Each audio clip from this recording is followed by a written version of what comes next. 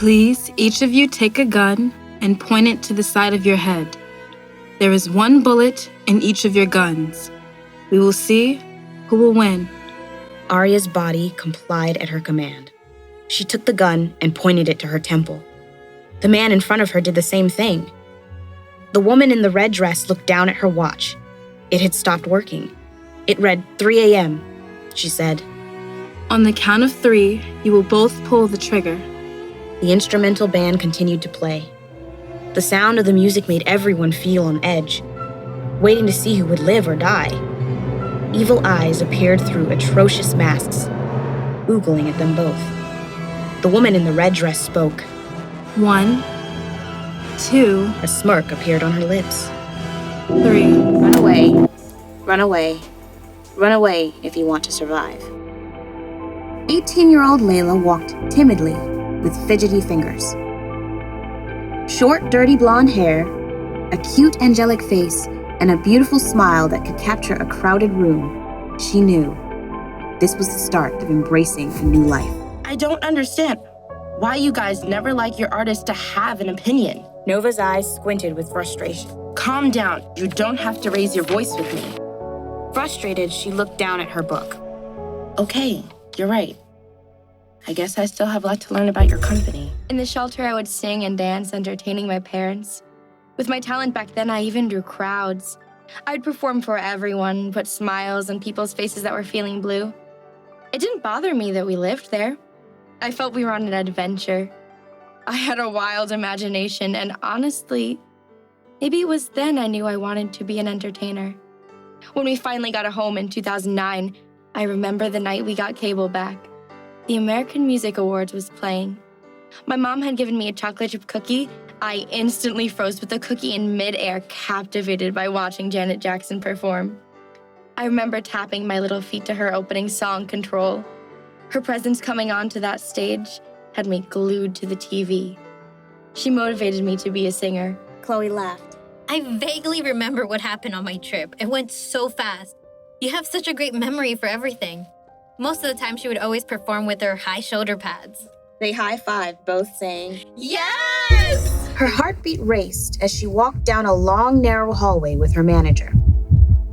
She looked down at the wooden floor beneath her feet, trying to contain the feeling of excitement. Her fingers tapped at the side of her thigh as she walked. The beat of the song made her body move to it. Music got louder and louder as both of them walked down the hallway. She had never heard the song before. She continuously moved, twisting her shoulders and head. She could hear the lyrics. Run away, run away. Run away and save your life. Run away, run away. Run away if you want to survive. 18-year-old Layla walked timidly with fidgety fingers. Short, dirty blonde hair, a cute, angelic face, and a beautiful smile that could capture a crowded room. She knew this was the start of embracing a new life. With a curvy figure, she wore blue jeans and a white tank top. She pulled out of her pocket a rubber band to tie her hair back in a ponytail. As she did, she thought, I can't believe that I am in the same dance studio where singer Naomi practiced. It's so surreal to be here, being signed under the same music label as her and working with her crew. It's like a dream come true. I'm so nervous. I can't believe this is real. Haven is like the best choreographer in the industry, and I get to work with her. She's done all of Naomi's tours and music videos. I know my stuff is going to be mind-blowing. As she walked through the long hallway, there were photos in frames against the walls, signed by the famous dancers, dance teachers, and artists that had practiced and used the dance school.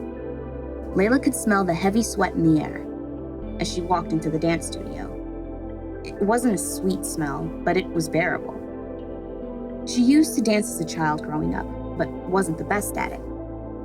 The smell brought back memories as a kid growing up. She could remember her dance teacher yelling at her for not being on the right counts. She hinted a smile, thinking back. Haven was walking around the room, looking at a group of dancers. They were following a lead dancer in the front of the room, doing a dance routine. From time to time, Haven would approach a dancer, and correct them on their movement. Layla watched from afar, admiring the dance routine. She looked at Haven in delight, watching at how she engaged with the dancers. She knew she was with the best, and seeing her choreography with the dancers got her more motivated. They all looked perfect doing the routine. She liked the energy in the room. Layla's manager, Jimmy, was standing alongside her. She asked Jimmy, Who sings this song? He laughed. It's such a stupid old song. The real McCoy. It's called Runaway. It came out back in the 90s. I like it. I would love to do something like this. Maybe remix or have something similar to it. Jimmy nodded. We'll see. Jimmy was a tall and slender guy with dark brown hair, wearing a typical black business suit. They stood near the doorway. Haven was across the dance floor. He waved at Haven to get her attention. Haven noticed him and shouted, Okay, guys, cut and take a 15-minute break. Haven's wild, thick, beautiful long hair flowed behind her as she walked over to them. She had exotic features, thick, long lashes, thick, high-arched eyebrows, and plumped lips that made her stand out as if she were a model. Her hazel eyes met Jimmy's as they smiled. In funky, cool sweatpants and a short t-shirt, she walked over to them, with her hands in her pockets. With a soft, but yet firm tone, she said, Hey, everyone. Welcome to my dance studio.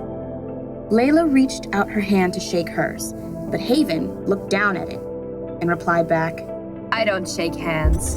She could feel little streams of sweat from her hairline fall down the back of her neck. Aria's doll-like big brown beautiful eyes peered through an elegant white and black feathered mask. It covered half of her face, exposing her pouty big red lips. She looked upon the majestic hotel that captivated her eyes. Her ombre chocolate and gray hair was straight. Aria looked down at her fitted white dress to make sure it looked right. She licked her lips before she spoke to the doorman waiting outside. Hello. This is my first time here. What are the rules for this engagement? The gentleman took her hand and kissed it. There is only one rule. What's that? You never take the mask off. He smiled and added, I hope you win. She walked past him. He looked down at his watch and tapped on it. It had stopped working. Aria felt unease about the way he had spoken to her. She hesitated before opening the door. However, she opened the door and walked through. There was no turning back. She knew that it was important to attend this gala event. This was not for the public. There were no photographers around the red carpet. This secret event was a private elite club. She saw a light smog in the air. There was a live instrumental band playing. A violinist was playing as she walked around. It was a crowded event. Everyone wore a mask. The open room was huge. Dark Gothic furniture surrounded the room. Paintings of disturbing, deathly concepts were spread across the walls. It was as if walking in an art gala. The masks that everyone wore looked terrifying. Some had horns. Some looked like hideous creations from a horror movie. They all gawked at her, like annihilating a prey. As she walked around the room, she felt that perhaps she had been late. She had thought, why is everyone dressed in red and black? Congratulations on signing with Infinity. Layla beamed with a huge smile on her face. Thanks. I can't wait to start working with you. Haven grinned and said with a firm tone, It's so sad to see a fresh new artist come in so happy. Prepare to have your dreams broken, little caterpillar. Hearing her count down, Aria could hear her heartbeat raise higher and higher. On the count of 3, a lifeless body fell before Aria. She could hear everyone cheer and clap. Her frozen doll-like body stood still. The man, lying on the floor with oozing blood around his head, was dead. She saw he had a tattoo on the inside of his wrist. It was a symbol of an eye. Chloe's news alert on her phone interrupted them. She read the caption to Layla. Tiffany Pars, actress and former girlfriend of the artist Billy DeLon, who died in 2012, believes he didn't commit suicide. He was so cute. He had that eye tattoo on the inside of his wrist. I wanted to get one too. She saw he had a tattoo on the inside of his wrist. It was a symbol of an eye.